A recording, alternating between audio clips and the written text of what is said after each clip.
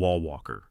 On October 3, 1593, a Spanish soldier named Gil Perez was standing guard at the governor's palace in Manila, Philippines. He blinked, felt dizzy for a moment, and suddenly found himself 9,000 miles away in Mexico City's Plaza Mayor, still wearing his Manila uniform and carrying his Filipino-issued musket.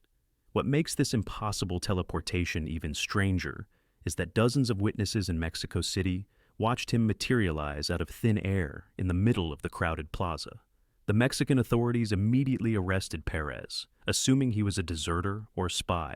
His story was impossible to believe. He claimed he had been transported instantaneously across the Pacific Ocean through some kind of mystical portal. But Perez provided detailed information about recent events in Manila that wouldn't reach Mexico for months via traditional ship routes. Most unsettling was what Perez reported about his teleportation experience. He described feeling like reality flickered around him, as if the world had briefly paused and then resumed in a different location. He said the transition felt like stepping through a doorway that opened in the air itself, and that for a moment he could see both Manila and Mexico City simultaneously, as if they were different rooms in the same building. When the next ship arrived from the Philippines months later, it confirmed every detail of Perez's account. The governor of the Philippines had indeed been assassinated on the exact date Perez claimed, and witnesses in Manila confirmed that Perez had vanished from his guard post at the precise moment he appeared in Mexico City. The Spanish Inquisition investigated the case extensively, conducting interviews with dozens of witnesses in both locations. Their official records, preserved in the Vatican archives, concluded that Perez had experienced supernatural transportation that defied natural law. They found no evidence of fraud, conspiracy, or mental illness. What makes the Gil Perez case extraordinary isn't just the impossible distance of the teleportation, but the precision of the transfer. He arrived in Mexico City with his uniform intact, his weapons functional, and his memories clear. It was as if reality had simply copied him from one location and pasted him into another, like a glitch in a computer program that moved a file to the wrong directory. Modern researchers studying the case have noted that the geographical coordinates of his departure and arrival points form a perfect great circle route across the Earth's surface, suggesting that whatever mechanism transported him operated according to mathematical principles rather than random chance. It's as if the universe briefly treated physical space like a navigable database rather than continuous matter. The Gil Perez incident remains one of the most thoroughly documented cases of impossible human teleportation in history, a glitch in reality that suggests our physical universe might operate more like a simulation, with occasional programming errors than the solid, continuous space we assume it to be. The Gravity Holiday. On the morning of August 4th, 1969, the residents of Taos, New Mexico, experienced something that violated the most fundamental law of physics. Gravity stopped working. For exactly 17 minutes, objects throughout the town floated freely in the air, water flowed upward, and people could jump extraordinary distances without falling back down. The event was witnessed by hundreds of people and documented by multiple sources, yet no scientific explanation has ever been provided. The anomaly began at precisely 10:47 a.m. when Maria Santos was hanging laundry in her backyard. She dropped a wet sheet and watched in amazement as it floated gently upward instead of falling to the ground. Within minutes, similar reports were flooding the local police station as objects throughout Taos began defying gravity. Witnesses described a surreal scene where the normal rules of physics simply stopped applying. Children discovered they could leap onto rooftops with minimal effort. Cars had to be tied down to prevent them from floating away. The town's fountain began spraying water in all directions as the liquid refused to fall back into the basin. Dr. Richard Morrison, a physicist who happened to be visiting the area, attempted to document the phenomenon with improvised experiments. He found that gravity wasn't completely absent. It was reduced to approximately 15% of normal strength. Objects still fell, but slowly and gently, as if the town existed in a low-gravity environment like the surface of the moon. Local television station KQED was filming a documentary about southwestern archaeology when the gravity anomaly began. Their footage, archived at the University of New Mexico, shows reporter Janet Williams conducting an interview while papers and debris float around her in the background. The cameraman can be heard asking, "What the hell is happening?" as his equipment begins to drift away from him.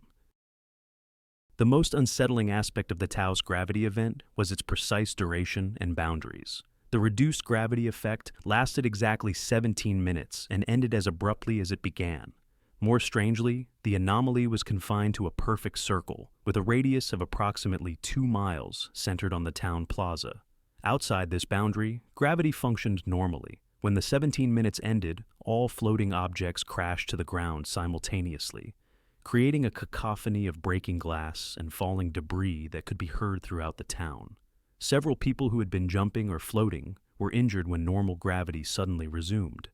Government investigators arrived within hours and classified most of the documentation related to the event. Official explanations ranged from mass hysteria to seismic activity, but none could account for the physical evidence or the dozens of photographs and film footage that captured objects in midair. The Tao's gravity holiday represents one of the most thoroughly witnessed violations of fundamental physics in recorded history, a 17-minute glitch in reality where the universe forgot one of its most basic programming rules. The Loop Day. Jennifer Kumar was driving to work on Tuesday, March 15, 2011, when she experienced something that shouldn't be possible. She lived the same day 47 times in a row. Each loop began at exactly 6:23 a.m. when her alarm clock rang and ended at 11:59 p.m. when she fell asleep, only to wake up again at 6:23 a.m. on what was still Tuesday, the March 15, 2011. Kumar initially assumed she was dreaming or experiencing some form of psychological breakdown, but as the loops continued, she began to notice patterns that proved her experience was real. She could predict random events with perfect accuracy, which songs would play on the radio, when traffic accidents would occur, what her coworkers would say in meetings. Her knowledge of the day's events became so precise that she started conducting experiments to test the boundaries of her temporal prison. During loop number 12, Kumar attempted to prevent a traffic accident she had witnessed in previous iterations. She called police to report the accident before it happened, providing exact details of when and where it would occur. The authorities initially dismissed her call as a prank, but when the accident happened exactly as she predicted, they became intensely interested in her apparent psychic abilities.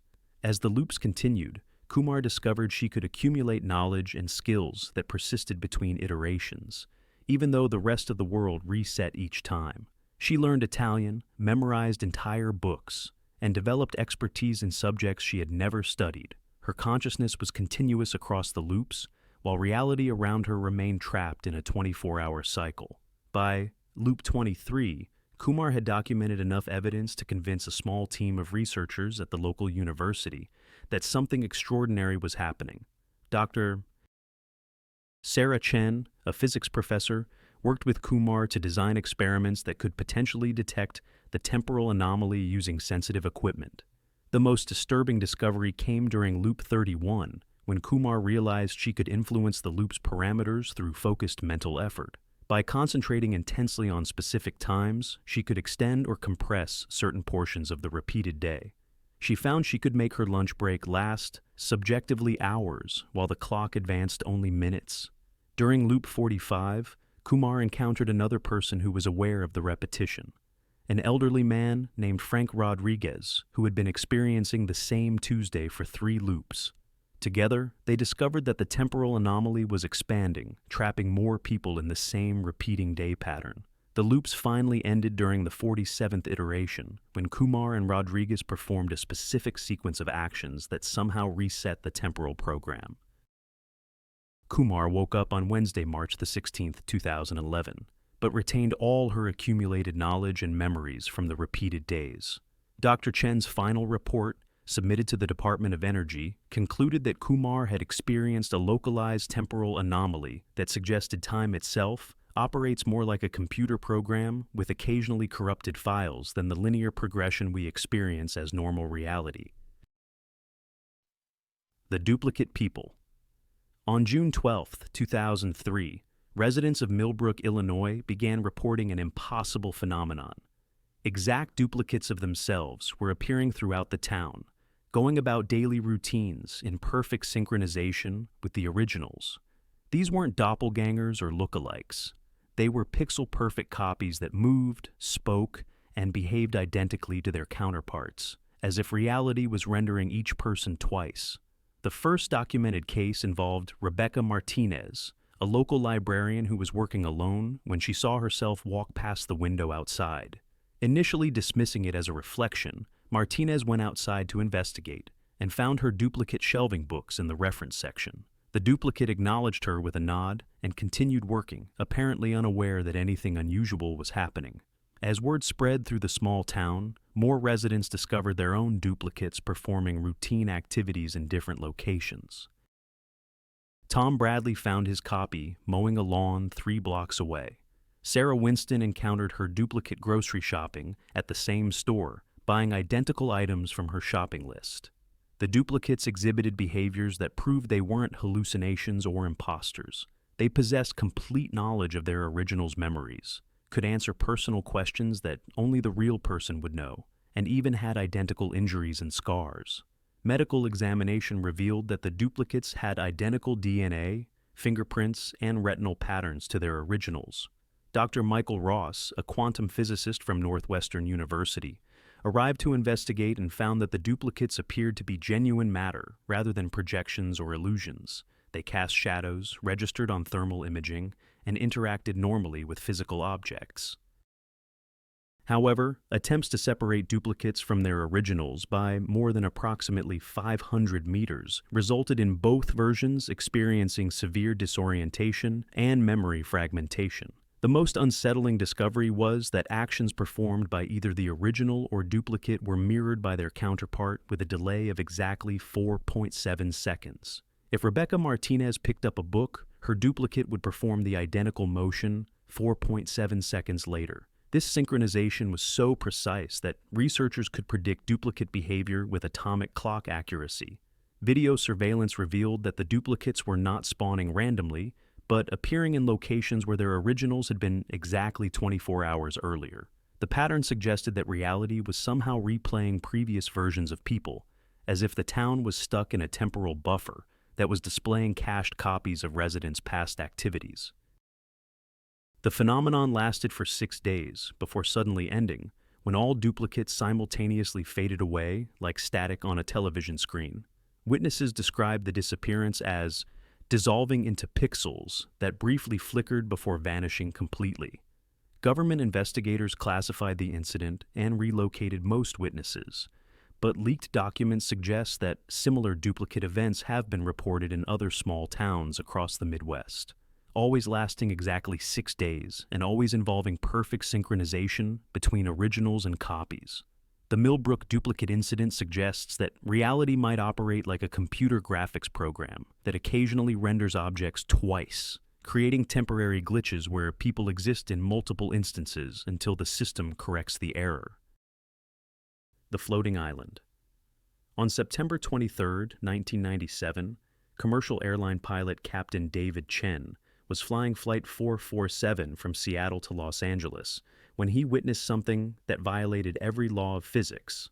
A landmass approximately the size of Manhattan, floating motionless in the sky at 30,000 feet, complete with trees, buildings, and what appeared to be people moving around on its surface.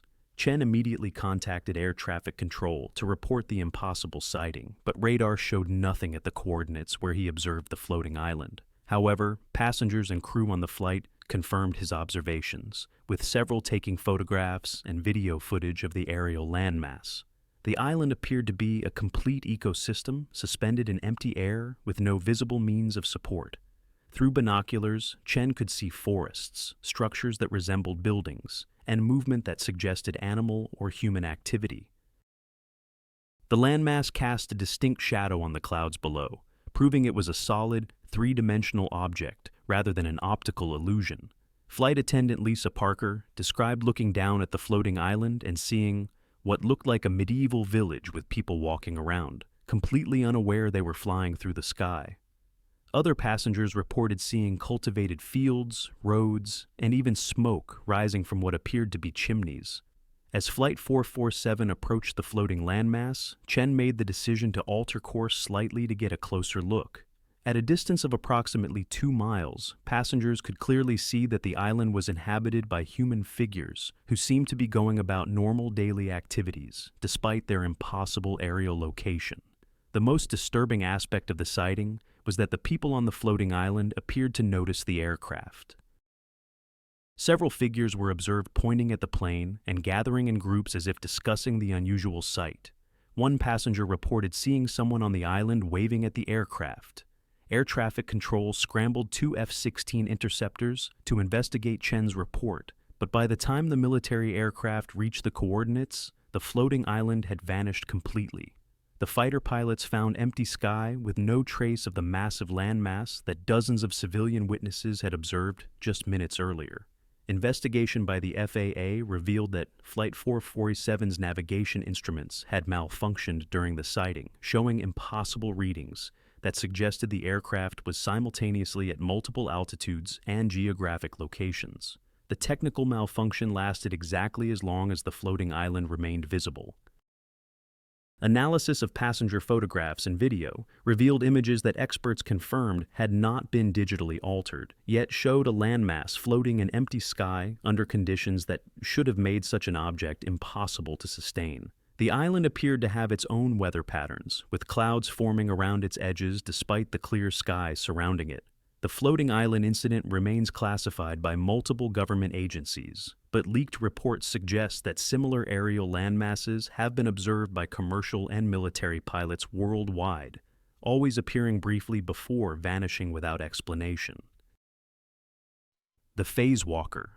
John Stevenson was walking through Grand Central Terminal in New York City on December 14, 2005, when something impossible happened. He passed directly through a solid marble pillar as if it didn't exist, emerging on the other side unharmed while dozens of witnesses watched in stunned silence. Security cameras captured the entire event, recording what appeared to be a complete violation of the fundamental principle that solid objects cannot occupy the same space. Stevenson later described the experience as feeling like walking through thick jello during the moments when his body overlapped with the marble column. He reported that he could see the internal structure of the pillar while passing through it, observing the steel reinforcement bars and concrete core as if they were transparent. The incident was witnessed by approximately 30 people in the terminal, including Port Authority police officer Maria Rodriguez, who was standing less than 10 feet away when Stevenson phase-walked through the pillar. Rodriguez immediately approached Stevenson after he emerged on the other side, confirming that he was solid and normal to the touch. Security footage from multiple angles captured the impossible event with perfect clarity. The videos show Stevenson approaching the pillar at normal walking speed, his body partially disappearing into the marble surface, and then completely passing through to emerge on the opposite side. Analysis by video forensics experts found no evidence of tampering or digital effects. Dr. Patricia Kim, a physicist at Columbia University, examined the security footage and confirmed that Stevenson's body appeared to occupy the same physical space as the solid marble pillar for approximately 2.3 seconds. "What we're seeing violates the Pauli exclusion principle," she stated in her report. "Two solid objects cannot exist in the same location simultaneously." Medical examination of Stevenson immediately after the incident revealed no injuries or unusual conditions that might explain his ability to pass through solid matter. X-rays, MRI scans, and blood tests all showed normal results. However, electromagnetic field detectors revealed unusual energy patterns around his body that persisted for several hours after the phase-walking event. The most disturbing aspect of the incident was that Stevenson reported feeling like part of me was still inside the pillar for days afterward. He described sensing the column's presence even when he was blocks away from Grand Central, as if a portion of his quantum signature had become entangled with the marble structure. Follow-up investigation revealed that the specific pillar Stevenson passed through had been displaying unusual properties for weeks before the incident. Maintenance workers reported that the marble surface felt softer than normal, and electromagnetic instruments detected fluctuating energy fields within the column that had no identifiable source. The Port Authority immediately classified the incident and restricted access to the affected area, but witnesses continued to report that the pillar occasionally appeared translucent or flickering like a hologram with poor signal strength.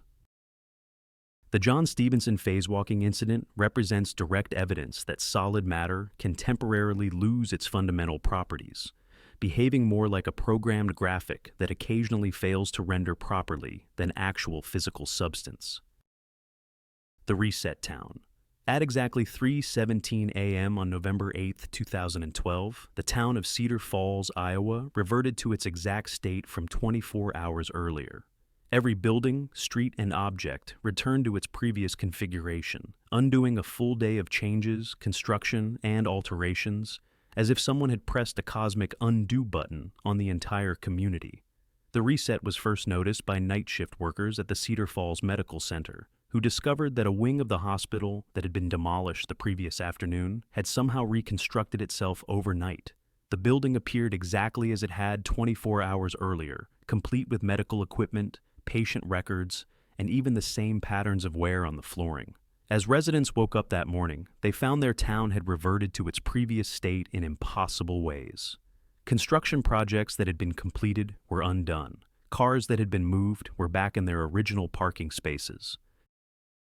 Even temporary changes like litter, graffiti, and road repairs had been reversed to match the town's configuration from the previous day. Sarah Mitchell, a local real estate agent, had painted her house green on November 7th, but woke up on November 8th to find it had returned to its original blue color. The paint job wasn't just covered over. Chemical analysis revealed that the original blue paint had been molecularly reconstructed, including age-appropriate weathering and wear patterns that matched its condition from 24 hours earlier. The Cedar Falls City Planning Office discovered that their digital records had also been affected by the reset. Computer files that had been updated on November 7th reverted to their previous versions, and new documents created that day had vanished entirely. Even more disturbing, timestamp data showed that these files had been overwritten at exactly 3:17 a.m. by older versions of themselves. Dr.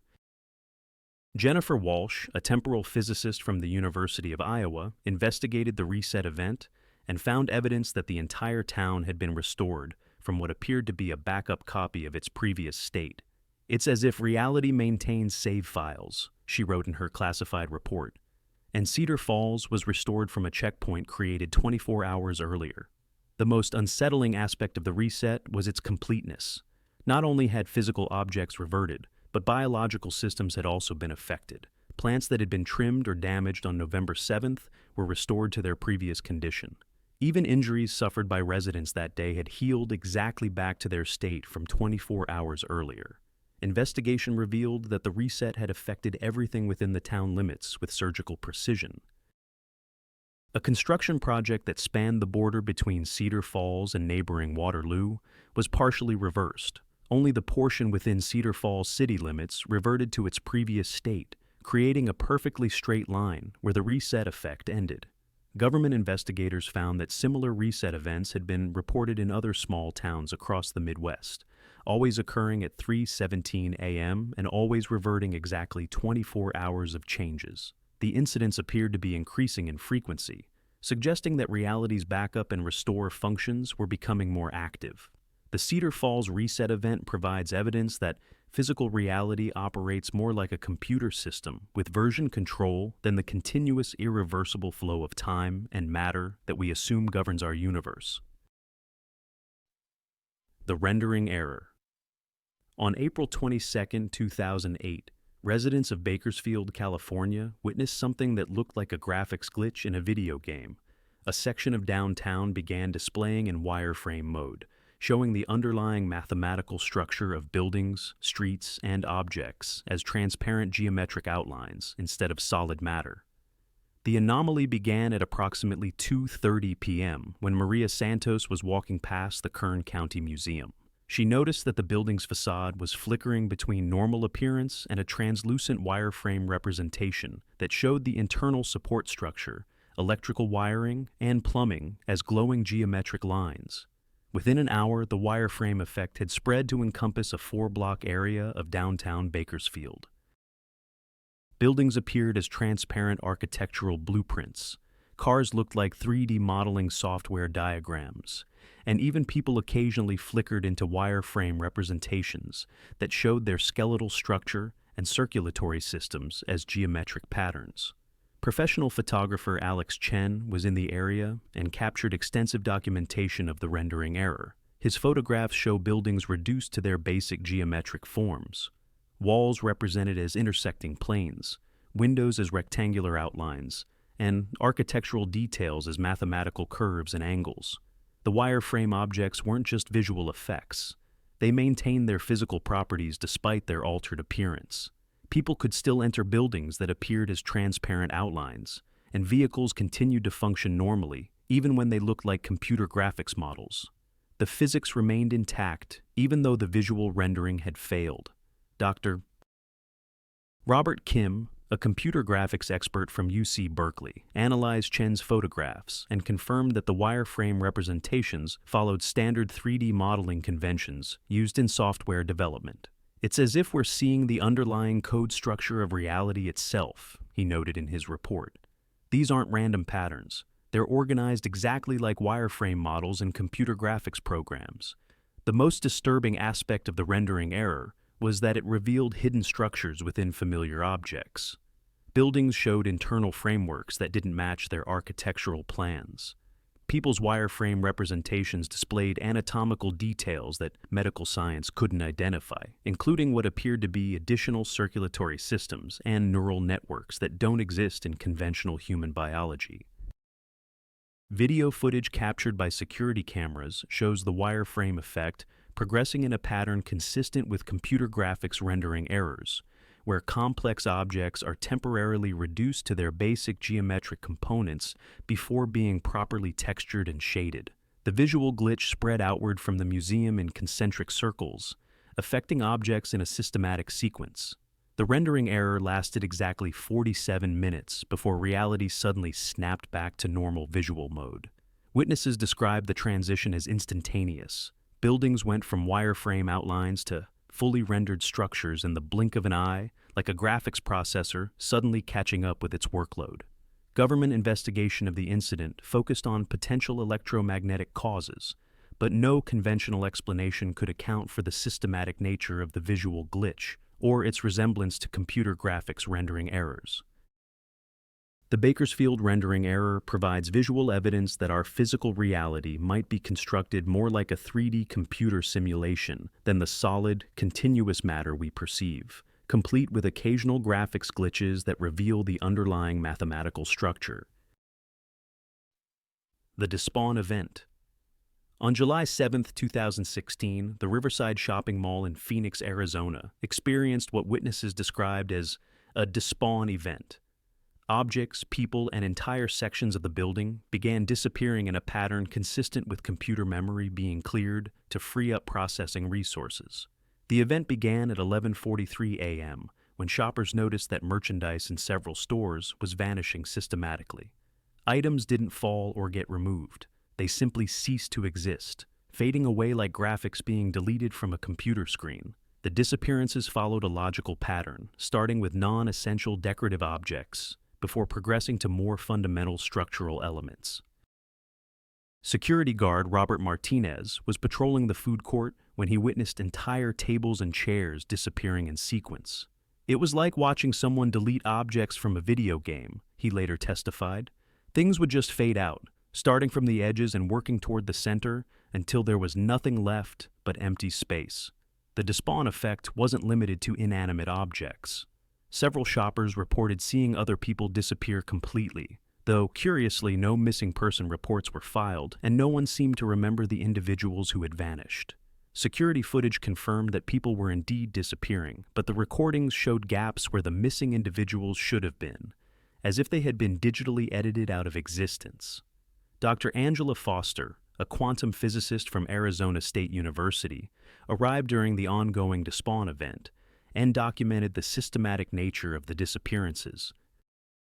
Objects vanished according to a hierarchy that prioritized essential structures over decorative elements, exactly like a computer program optimizing memory usage by removing unnecessary assets. The most unsettling aspect of the Despawn event was that reality seamlessly adjusted to accommodate the missing objects. When a decorative fountain disappeared from the center of the mall, the surrounding floor tiles rearranged themselves to fill the gap, creating a continuous surface as if the fountain had never existed.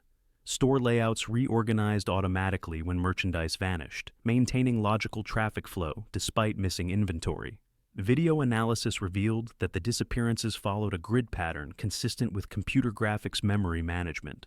Objects vanished in systematic chunks that corresponded to standard data storage units, suggesting that physical reality might be organized like a computer file system with discrete, manageable segments. The Despawn event affected approximately 40% of the mall's contents before suddenly stopping at 2:17 p.m. The remaining structures and objects showed no signs of the systematic deletion that had been progressing for nearly 3 hours. However, witnesses reported that the mall felt emptier, even though all essential functions remained intact. Investigation by retail management revealed that the mall's inventory systems had automatically updated to reflect the missing merchandise, showing no record that the vanished items had ever existed. Financial records, insurance policies, and supplier contracts had been modified to match the post-Despawn reality, as if the missing objects had been retroactively removed from all documentation. The Riverside Mall Despawn event demonstrates that physical reality might operate like a computer simulation with active memory management, occasionally deleting unnecessary objects to maintain optimal performance while seamlessly adjusting remaining elements to preserve logical consistency. The NPC glitch. On March 3, 2019, residents of Burlington, Vermont began exhibiting behavior patterns that suggested they had temporarily become non-player characters, NPCs, in a simulation, repeating identical actions, speaking in scripted dialogue, and moving in predetermined paths with no apparent awareness of their program behavior. The phenomenon was first noticed by college student Emma Rodriguez, who observed that people in the downtown area were walking in perfect loops, repeating the same conversations, and performing identical gestures at precisely timed intervals. Initially dismissing it as coincidence, Rodriguez began documenting the patterns and discovered that the behavior was too systematic to be natural. Affected individuals would follow specific routes through the city, stopping at predetermined locations to perform scripted actions. A businessman would check his watch at exactly the same corner every 12 minutes. A woman would window shop at the same stores, making identical comments about the merchandise to anyone who approached her. An elderly man would feed pigeons in the park with the same mechanical movements, using the same handful of breadcrumbs in the same sequence. Dr. Sarah Chen, a behavioral psychologist at the University of Vermont, investigated the phenomenon and found that approximately 200 residents were exhibiting NPC-like behavior patterns. When interviewed, the affected individuals responded with limited, repetitive dialogue that seemed designed to fulfill basic social interaction requirements without providing meaningful information. Video surveillance revealed that the NPC individuals were moving according to invisible pathways that never intersected, as if they were following predetermined routes programmed to avoid collision detection errors. Their movements were unnaturally smooth and efficient, lacking the random variations and micro-adjustments that characterize normal human locomotion. The most disturbing aspect of the NPC glitch was that affected individuals showed no awareness of their repetitive behavior. When confronted with video evidence of their scripted actions, they would respond with generic phrases like, "I'm just going about my normal day," or "I don't know what you mean," delivered in monotone voices that lacked emotional inflection. Medical examination of NPC individuals revealed normal brain activity, but EEG patterns showed unusual synchronization between subjects. All affected residents displayed identical neural rhythms that didn't match any known brain states, suggesting their consciousness had been overridden by some form of external programming. The glitch lasted for 6 days before affected individuals suddenly returned to normal behavior patterns. They retained no memory of their NPC period and showed confusion when presented with documentation of their scripted actions.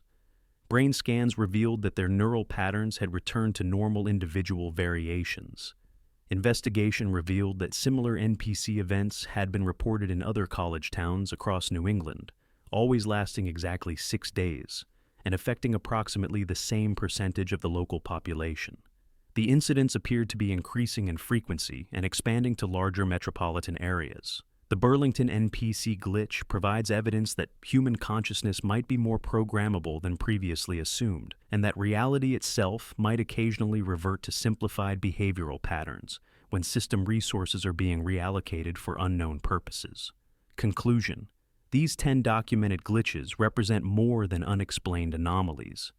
They're evidence that reality itself might be far less solid and permanent than we assume. From teleportation events that suggest space is navigable like a database, to gravity malfunctions that reveal the universe has adjustable parameters, these incidents point to a disturbing possibility. We might be living inside a simulation that occasionally breaks down. What unites these events isn't just their impossibility, but their systematic nature. They follow patterns consistent with computer glitches rather than random supernatural phenomena.